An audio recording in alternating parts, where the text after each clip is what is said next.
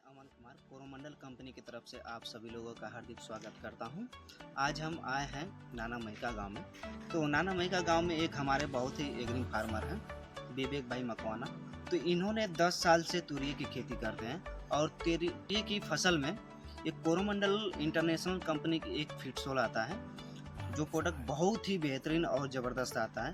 और इसमें कंटेंट की बात करें तो एनपीके प्लस सल्फर और प्लस माइक्रोन्यूट्रिएंट्स आता है।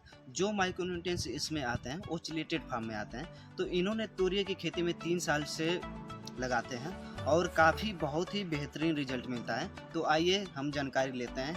मकवाणा विवेक केशुभाई, गाम नाना मैका, तालुको गोंडल, जिल्लो राजकोट।